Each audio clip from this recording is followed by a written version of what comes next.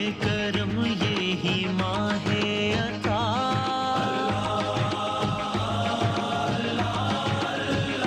اس مہینے میں مخفی ہے رب کا پتہ اور وہ اپنے بندوں کے دل میں ملا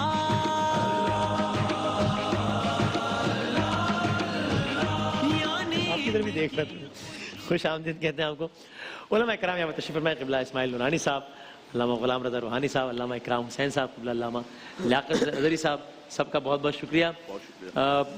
اسماعیل نورانی صاحب، یہ سوال ہے، بچوں کو ہم کبھی کبھی غصے میں یا مذاق میں کہتے ہیں کہ بڑا شیطان ہے بھائی، تو یہ کہنا ٹھیک ہے یا ٹھیک ہے؟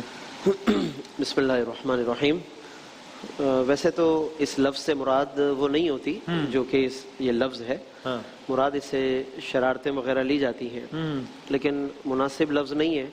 اس کی جو نسبت ہے ظاہر ہے کہ وہ بھی مناسب نہیں ہے، اس لیے اوائڈ کیا جائے، بچا جائے اس لفظ سے.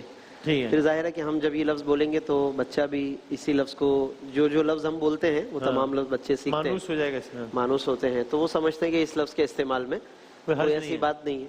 تو ہم جس قدر ہو سکے اوائڈ کریں تو اتنا میرا خیال ہے زیادہ بہتر ہے. ورنہ ویسے کوئی فقہی یا شرعی طور پر ایسا کوئی حکم نہیں ہے کہ کوئی گناہ وغیرہ کا معاملہ ہو. احتیاطی معاملہ ہے، بچنا بہتر، ریکمینڈڈ نہیں. صحیح ہے جی. قبلہ علامہ صاحب، کل نظر کے حوالے سے بہت بات ہوئی تھی، نظر لگ گئی، لگ جاتی ہے یہ، تو نظر کیسے اتارتے ہیں، کیا طریقہ ہے؟ جی بسم اللہ الرحمن الرحیم. دیکھیں، نظر کے حوالے سے ایک تو یہ گفتگو ہوئی کہ نظر برحق ہے. نظر لگتی ہے، نظر پتھروں کو چیر دیتی ہے، جانور مر جاتے ہیں. اور نظر کے حوالے سے ہم نے یہ بھی گفتگو کی کہ نظر دوسروں کی بھی لگتی ہے لیکن اپنوں کی بھی لگتی ہے. آپ نے کہا ماں باپ کی لگ جاتی ہے، ماں باپ کی بچوں کو نظر لگ جاتی ہے، اپنے آپ کو نظر لگ جاتی ہے، اپنی چیزوں کو نظر لگ جاتی ہے. تو اس کا سب سے اچھا طریقہ یہ ہے کہ کسی بھی اچھی چیز کو دیکھیں جو آپ کے دل کو بھائے، اس کی نسبت اللہ کی طرف کر دیں کہ ماشاء اللہ، بارک اللہ، تبارک اللہ. صحیح. اور دوسرا، جیسے کہ علامہ صاحب نے ذکر کیا تھا کہ سورہ قلم کی جو آخری آیات طیبات ہیں، وَإِن يَكَادُ الَّذِينَ كَفَرُوا لَيُزْلِقُونَكَ بِأَبْصَارِهِمْ لَمَّا سَمِعُوا الذِّكْرَ وَيَقُولُونَ إِنَّهُ لَمَجْنُونٌ وَمَا هُوَ إِلَّا ذِكْرٌ لِلْعَالَمِينَ اعوذ بکلمات اللہ التامات کلھا من شر ما خلق. نبی کریم صلی اللہ علیہ وسلم خود حضرات حسنین کریمین کی نظر اتارا کرتے تھے اور دم کیا کرتے تھے. تو اسلام کا جو مشروع طریقہ ہے وہ تو یہی ہے کہ یہ ادعیہ ماثورہ پڑھی جائیں، قرآن مجید فرقان حمید کی آیات طیبات پڑھی جائیں. ہماری بڑی بوڑھیاں جو ہے وہ مرچیاں گماتی ہیں، کوئی کیا گماتا ہے، کم کرتے ہیں. اس کو ناجائز تو نہیں کہہ سکتے ہم، صدقہ وغیرہ انڈوں کا اتارا جاتا ہے یا مرچی پھونک کے چولہے پہ ڈالی جاتی ہے. لیکن اصل جو نظر کا مشروع طریقہ ہے وہ یہ ہے کہ یہ آیات طیبات پڑھی جائیں اور دعا پڑھی جائے اور اس کی نسبت اللہ تبارک و تعالیٰ کی طرف کی جائے. ایک نظر آپ نے کہا تھا کہ ضا کے ساتھ نظر ہے، اور اسی دن ہم نے گفتگو کی تھی کہ ایک نظر ضا کے ساتھ ہے. وَلْيُوفُوا نُذُورَهُمْ. ٹھیک ہے جی. وَيَخَافُونَ نُذُورَهُمْ. فرمایا کہ وہ وَلْيُوفُوا نُذُورَهُمْ، وہ اپنی نظروں کو پورا کرتے ہیں. اس کے حوالے سے ایک جملہ میں کہنا رہ گیا کہ دیکھیں یہ جو نظر منت مانی جاتی ہے جس کو ہم اردو میں کہتے ہیں، ویسے تو کئی حدیث طیبہ ایسی آئی ہیں کہ نبی کریم صلی اللہ علیہ وسلم نے منع فرمایا. کسی نے نظر مانی کہ میں پیدل حج کروں گا، میں یہ کروں گا، میں وہ کروں گا، تو حضور نے ایسی ضرر والی چیزوں سے منع فرمایا. اچھا. دوسرا، کچھ حدیث طیبہ علامہ غلام رسول سعیدی صاحب مفسر قرآن نقل فرمائی ہے کہ بھائی تم اللہ کے ساتھ ایک طرح کا کنڈیشن کر رہے ہو کہ یہ کرو گے تو میں یہ کروں گا. ہاں، شکرانے کے طور پر آپ کر دو کہ خدایا تو کرم فرما دینا، میرا یہ بیمار صحیح ہو جائے، میں بطور شکرانے کی یہ کر دوں گا. میرا سفر اچھا ہو جائے، میں بطور شکرانے کے. لیکن اس کو کنڈیشنل اور مشروط کرنا گویا کہ یہ ایک اچھی چیز نہیں ہے. اس سے بہتر ہے کہ شکر کی طرف جائیں. دوسرا اس کے اندر یہ تھا کہ تعیین، ہمارے ہاں بھی تعیین ضروری ہے کہ اس کو نیت سے نہیں ہوگا، اس کو زبان سے تعین کرنی. قبلہ رضا دودانی صاحب فرما رہے تھے کہ مکتب ہمارے فقہ حنفیہ کے اندر بھی یہی ہے کہ اس کو زبان سے تعین کرنی پڑے. نظر سے دل میں ارادے کا نام نہیں ہوگا، وہ نیت آپ کو کہنی پڑے گی کہ تو نظر مانے جائے گی. یہ منت والی نظر. دونوں وَلْيُوفُوا نُذُورَهُم بھی ہو گیا اور دوسری دونوں نظریں ہو گئی، دونوں نظریں اتر گئیں. اللہ نظر بد سے بچایا سب کو. بالکل ٹھیک، صحیح. تو قبلہ غلام رضا سے بتا دیجیے کہ یہ نظر اتارنے کے لیے ایک تو یہی سوال آپ سے بھی، اور ہم بکرے وغیرہ کرتے ہیں جناب کے، تو یہ بھی طریقہ کار ٹھیک ہے؟ ایک بکرے والا طریقہ کار، اور دوسرا وہ طریقہ کار کیا ہوتا ہے وہ ٹھیک ہے نہیں کہ پتہ نہیں 4 انڈے لے کے اور 2 یہ لے کے اور یہ کر کے پھر وہ منگو پیر کی پہاڑی کے پیچھے رات 3 بجے جا کے الٹے ہاتھ سے ایسے کر کے پھینک دو، تو وہ صحیح ہوتا ہے یا نہیں ہوتا ہے؟ بسم اللہ الرحمن الرحیم. اللہم صلی علی محمد و آل محمد. اس میں جو قبلہ نے فرمایا میرے خیال میں وہ اتم ہے، یعنی مکمل کر دیا انہوں نے بات کو، سبحان اللہ، کوئی مزید گنجائش بچتی نہیں ہے۔ نظر جو ہے وہ ہمارے پاس کانسیپٹ ضرور ہے، ٹھیک ہے، اور اس میں دو طرح کے کانسیپٹس ہوتے ہیں، یعنی ایک وہ بھی ہوتا ہے کہ اگر میرا یہ اچھا کام ہو گیا صحیح ہے، تو پروردگارہ میں تجھ سے کمٹمنٹ کرتا ہوں کہ میں ایسا کروں گا۔ یہ انسانی فطرت کو شاید ایکسپریس کرتا ہے کہ انسان بہرحال بینیفٹ کے لیے۔ بعض اوقات یہ بھی ہے کہ خداوندہ اگر میری آنکھ مثلا نہیں کھلی، میں نے فجر کی نماز نہیں پڑھی، تو میں اپنے آپ کو سزا کے طور پر مثلا اس دن کا روزہ رکھوں گا، میں نے منت مان لی۔ اچھا، تو یہ بھی ہوتا ہے کہ اپنی تربیت کے لیے بھی یہ چیز کام آتی ہے۔ اوکے، جو آپ نے بکرے والی بات کہی، بہرحال بکرے کا صدقہ یا نظر اتارنے کے لیے بکرا کر دینا، یعنی یہ جو ہمارے اساتذہ نے ہم کو بتایا وہ یہی ہے کہ بہرحال پروردگار کو وہ صدقہ پسند ہے جس میں خون زمین پر بہایا جائے۔ یہ پچھلی شریعتوں میں بھی رہا ہے خون بہانا، لیکن بہرحال اگر آپ باقاعدہ منت مانتے ہیں کہ میں ایک جانور کی قربانی کروں گا اور غریبوں میں تقسیم کروں گا، اس میں کوئی حرج نہیں ہے۔ لیکن وہ جو آپ نے کہا منگو پیر کی پہاڑی والا، ایسا کوئی کانسیپٹ ہمارے پاس بہرحال قطعاً نہیں ہے، عرفی لوگوں نے بنائی ہوئی، ہاں، کیونکہ عاملین نے لوگوں کو، وہی دکان والی بات ہو گئی، دکان چلے گی انہیں قیودات سے۔ کیونکہ وہ بلکہ اقرار صاحب نے بیٹھے یہ بتا رہے تھے کہ بالکل آبزرویشن والی بات بھی ہے کہ علامہ صاحب اگر کوئی یہ کہہ دے کہ اچھا آپ کا یہ مسئلہ ہے تو آپ ایسا کریں 3 دفعہ سورہ اخلاص پڑھ لیجیے گا، اخلاص کے ساتھ سورہ اخلاص، اور سامنے کوئی بندہ یہ کہتے ہیں کہ رات کو 3 بجے اس سمندر کے پاس جائیں گے، تو یار یہ جو بندہ ہے نا یہ ٹھیک لگ رہا ہے مجھے، یہ کیا سورہ اخلاص پڑھ کے لوگوں تم روزانہ ہی پڑھ لیتے، یعنی الحمد للہ ایک تاثر یہ بنتا ہے نا، تو اس لیے میں نے یہ سوال کیا۔ اعوذ باللہ من الشیطان الرجیم، بسم اللہ الرحمن الرحیم۔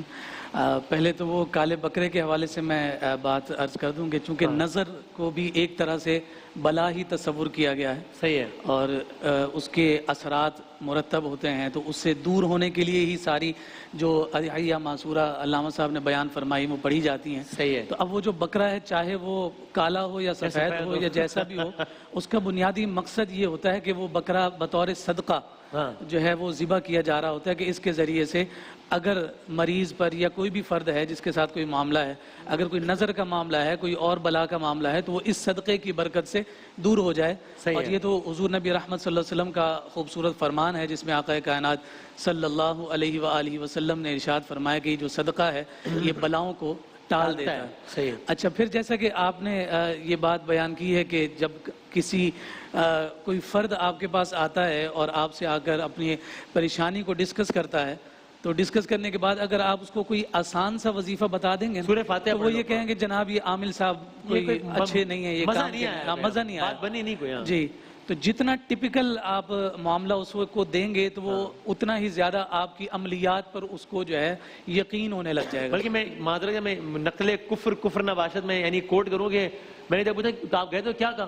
کچھ نہیں کہا، سورہ فاتحہ پڑھ لو بس، یعنی یہ انداز سورہ فاتحہ۔ بالکل بالکل اسی طرح، لیکن ہمیں جو معیار قائم رکھنا چاہیے وہ یہ سب سے زیادہ جو معیاری بات ہے وہ یہی ہے کہ جو نبی رحمت صلی اللہ علیہ وآلہ وسلم سے معمول ثابت ہو جائے، صحیح ہے، صحیح، اس سے بڑھ کر بابرکت کوئی اور عمل نہیں ہو سکتا۔ بے شک، اور اس کے لیے حضور علیہ الصلوۃ والسلام نے جو خود تعلیم ارشاد فرمائی، سورہ فاتحہ سے بڑھ کر کوئی وظیفہ نہیں ہو سکتا، اور جسے سورہ شفا بیان کیا گیا، سورہ فاتحہ کی تلاوت خود حضور علیہ الصلوۃ والسلام فرما کر دم فرماتے ہیں۔ اگر اس سورہ فاتحہ کو کسی کو بیان کر دیا جائے اور ساتھ یہ بھی کہہ دیا جائے کہ یہ حدیث سے ثابت ہے، مصطفیٰ کے عمل سے ثابت ہے، لوگوں کا رجحان پھر بھی اس طرف نہیں ہوتا۔ ہم نے اپنے نفسیاتی اعتبار سے معاشرے کو ایسا جکڑ لیا ہے یہ بہت عجیب و غریب قسم کے عاملین نے کہ جب تک آپ ان کے ساتھ کوئی بہت انہونا معاملہ نہیں کریں گے، مشکل سے مشکل معاملہ نہیں کریں گے، کالے بکرے کے بال کاٹ کر جناب رات کے کسی پہر میں آپ نے جا کر تازہ قبر کو کھود کر اس کے اندر دبانا ہے، تو اس کام کے لیے جناب وہ باقاعدہ پلاننگ کریں گے کہ یہ ساری چیزیں کیسے ہوں گی۔ لیکن انہیں نماز کا کہہ دیا جائے، انہیں قرآن کی تلاوت کا کہہ دیا جائے، انہیں آسان سا وظیفہ بتا دیا جائے، وہ اسے قبول کرنے کو تیار نہیں ہوتے۔ ہمیں یہ رویہ تبدیل کرنے کی کوشش کریں۔ یہ ایک لیسن ہے علماء کرام کی طرف سے، اس کو نصیحت کے طور پر لیں ہم سب کے یہ جو بات فرما رہے ہیں۔ اچھا آپ آگے بڑھتے ہیں، وہ معصومانہ سوال ہے کہ نا مذاق میں جھوٹ بولنا جائز ہے؟ کیا چیز؟ مذاق میں جھوٹ بولنا جائز ہے؟ جھوٹ بولنا سیریسلی تھوڑی بول رہے ہیں، مذاق میں؟ ہاں دیکھیں، بلکہ روایتوں میں تو خاص طور پر جو مذاق میں جھوٹ ہے اس کی تو اور زیادہ مذمت بیان فرمائی گئی۔ فرمایا کہ جو شخص کوئی جھوٹی بات کسی کو کہے اور وہ صرف اس لیے ہو کہ تاکہ لوگ جو ہے نا ہنسے مطلب اس بات پر، جی جی جی جی، اور وہ مطلب یہ کہ جھوٹی بات ہو، بعد میں وہ کہے کہ میں تو ایک مطلب جھوٹی بات کر رہا تھا اور وہ ہنسا دیا اس نے، تو اس کی اور زیادہ مذمت فرمائی گئی۔ بہرحال خلاصہ کلام یہ ہے کہ میں مثال ہو کہ اگر سمجھنے کے لیے میری کچھ باتیں نا عمومی طور پہ کرتے ہیں، مثلا یہ کہ میں پروڈیوسر صاحب مجھے کال کریں 2 بجے، وسیم بھائی آپ پہنچ رہے ہیں نا 2:30 بجے، میں کو یار آپ تو طبیعت خراب ہے میں نہیں آ رہا آج، اور پھر وہ جب پریشان میں کہوں بھائی مذاق کر رہا ہوں میں تو یہ کیا جھوٹ والی کیٹیگری ہو گئی یا یہ ایک لطیف پیرا میں ایک بات ہو گئی بس ہو گئی؟ کس کیٹیگری میں؟ دیکھیں جو ظاہر ہے اس کا اس اعتبار سے تو اس سے بھی منع فرمایا گیا ہے، اچھا لیکن اگر بالفرض اس کے اندر مزاح کا عنصر لانے کے لیے کوئی اور طریقہ اختیار کیا جا سکتا ہے کہ میں چلیں دیکھتا ہوں، سوچتا ہوں اس پر ذرا سا، اور یعنی تھوڑا سا آپ نے پینڈنگ میں ڈال دیا معاملے کو، یہ بھی ظاہر ہے اس کے ساتھ ایک مذاق ہو جائے گا، لیکن بالکل یہ کہ میں بیمار ہوں یہ خلاف واقع ہے۔ تو یہ خلاف واقع چیز کو آدمی کو چاہیے کہ اس سے اوائڈ کرے، کہ جھوٹ بہرحال سنجیدہ ہو یا مذاق میں ہو، بہرحال وہ جھوٹی کہلائے گا، اس سے منع فرمائے۔ ٹھیک ہے۔ اچھا علاوہ صاحب یہ بتائیے گا کچھ واقعات ہوتے ہیں نا کہ جو کہ ہم سنتے ہیں تو پھر ہمیں مجھ جیسے کم علم آدمی کو ہوتا ہے کہ اچھا اس سے ہمیں لیسن کیا لینا ہے۔ اب ایک ہم نے واقعہ سنا، مجھے نہیں معلوم وہ قوی روایات ہیں ضعیف، آپ بتائیے گا کہ سرکار دو عالم صلی اللہ علیہ وسلم جس کا نچوڑ یہ کہ فرمایا کہ ایک شخص نے جب کہا کہ میں خالی ایک ہی گناہ چھوڑ سکتا ہوں تو کبھی جھوٹ بولنا چھوڑ دے، تو اس سے پھر کوئی اگر یہ انٹرپریٹیشن لے کہ بھائی اس کا مطلب ٹھیک ہے یہ NOC مل گیا ہے کہ باقی کام چلتا رہے بس یہ جھوٹ چھوڑ دو، تو دیکھیں نا وہاں سے نسبت، تو پھر کیا یہ انٹرپریٹیشن لینا اس واقعے سے ٹھیک ہوگا کیا؟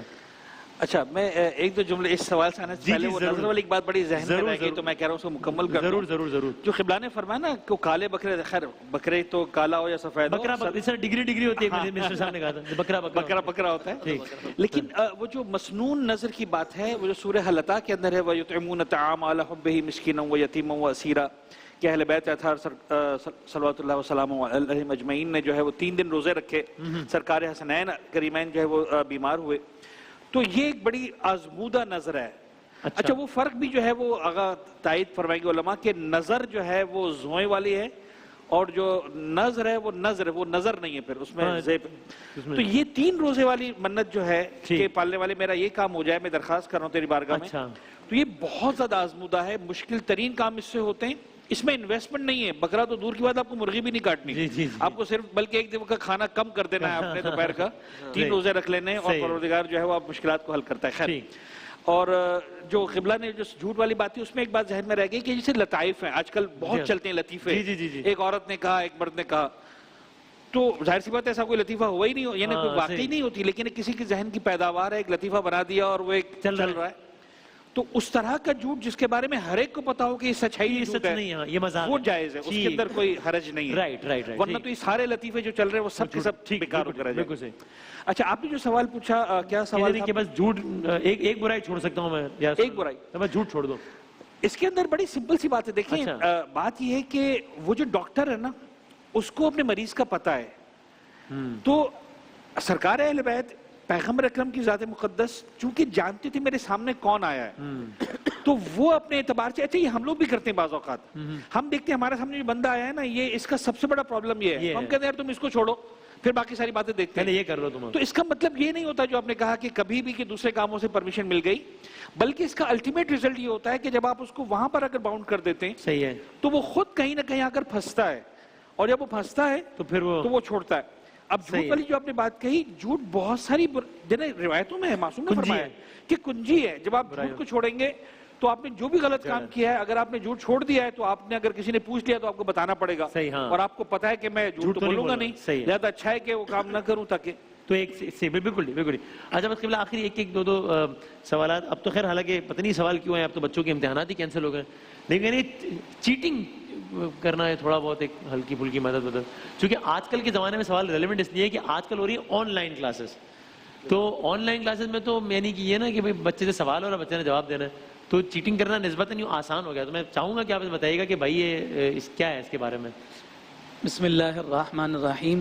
دیکھیے چیٹنگ ایک اعتبار سے دھوکہ دہی کے معاملے میں آئے گا، اور دوسرا اگر اس کو اس اعتبار سے بھی دیکھیں گے، اگر چیٹنگ کے ذرائع کو استعمال کرنے کے بعد آپ اتنے نمبرز لے لیتے ہیں کہ جو اس کا اصل حقدار تھا اس تک وہ نہیں پہنچ پاتے، تو پھر یہ بات بھی ہمارے ملوز خاطر رہنی چاہیے چیٹنگ کو بہرحال کسی صورت میں بھی جائز نہیں کہا جا سکتا، بلکہ ہاں، کسی کا حق مارنا ہو جی، جائے گا اگر آپ سے۔ ایک تو یہ چیٹنگ ہے نا جو پیپرز والی چیٹنگ ہے، جی، جی، جی۔ اچھا ایک دوسری چیٹنگ ہے جس کو عام طور پہ ہم نقل ہاں، وہ کہتے ہے، ہاں، ہیں، جی۔ وہ بزرگوں کی نقل، یعنی ان کے جیسا کام کرنا، ایک یہ بھی چیٹنگ جی، ہوتی جی، ہے۔ جی، جی۔ تو اس اعتبار سے ہمیں یہ ایگزامز والی چیٹنگ کو چھوڑ کر اس چیٹنگ کی جانب ضرور آنا چاہیے کہ بزرگوں کی تعلیمات پر عمل کر کے ان کے مطابق اپنے اعمال کو درست کر کے ان جیسا بننا، اچھے کاموں میں ایک دوسرے اچھے سے کاموں میں جانے کی نقل کی کوشش کرنی جائے، چاہیے، اس صحیح۔ میں سبقت کی جائے تو وہ زیادہ فائدہ مند اور مؤثر ہوگا۔ اور میرا خیال ہے وہ چیٹنگ نہیں بلکہ ٹیچنگ ہے وہ۔ واہ واہ واہ صحیح، بالکل۔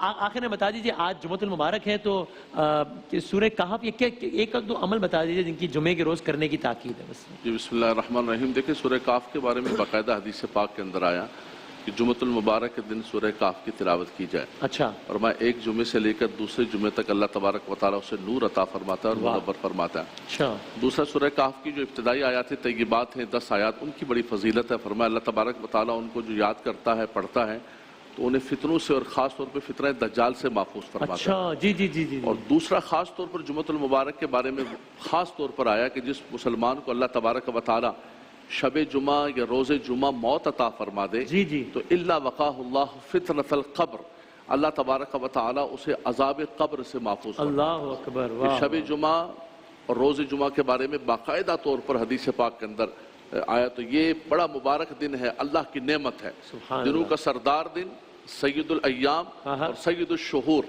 واہ، مہینوں کا سردار واہ، دونوں واہ، اللہ واہ، تبارک واہ، و تعالیٰ نے جمع فرما دیے، اور اللہ تبارک و تعالیٰ اس دن اور اس مہینے کی برکت سے، عشرہ مغفرت کی برکت سے ہم سب کی بخشش و مغفرت فرمائے، اللہ آمین۔ اور یہ جو ایک وبا ہے اللہ تبارک و تعالیٰ اس وبا کو دور کرے۔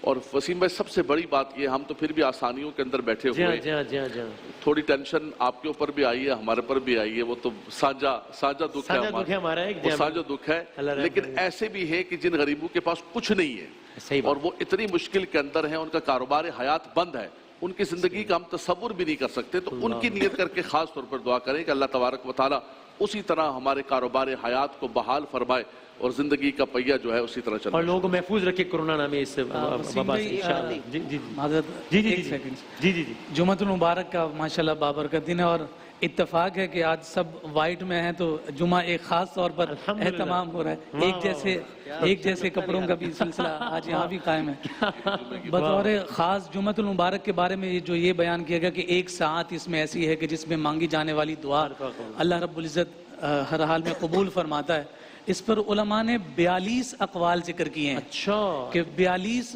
محل اور ساعتیں ایسی ہیں، یعنی کسی کا قول یہ ہے کہ فلاں وقت ہے، فلاں وقت ہے، فلاں وقت ہے، تو یہاں پھر صوفیاء نے بیان کیا کہ ان ساعتوں کو تلاش نہ کرو کہ بس اسی پر اکتفا کر کے بیٹھ جاؤ، بلکہ اس دن کا ایک ایک لمحہ قیمتی ہے، اور اس لمحے کو قیمتی بنانے کے لیے، مزید مؤثر کرنے کے لیے سورہ کہف کی تلاوت ہے، دیگر اذکار، اور بطور خاص حضور نبی رحمت صلی اللہ علیہ وآلہ وسلم پر درود پاک کا جو اہتمام اس دن میں ہے، جس میں آقا کائنات صلی اللہ علیہ وسلم نے فرمایا اکثروا علی من الصلاۃ فی یوم الجمعۃ فإن صلاتکم وسلامکم یبلغنی اینما کنتم، کہ جمعے کے دن درود و سلام کی کثرت کرو، اور یہ جمعے کے دن کا سلام بطور خاص میری بارگاہ میں پیش کیا جاتا ہے، تم روئے زمین پر کہیں بھی ہو وہ سلام مجھ مصطفیٰ کی بارگاہ میں سبحان اللہ، سبحان اللہ، کیا کہہ رہے ہیں۔ ویسے تو ظاہر ہے کہ جیسا فرمایا نا ساعتیں گھڑیاں بہت ہیں، تو اچھا اب اگر بالکل لوگ تو وہی چاہتے ہیں کہ ہمیں پھر بھی کچھ نہ کچھ ایک خاص تھوڑا وقت سا بتا ہاں دیں، ہاں، تو سیدہ خاتون جنت فاطمہ الزہرا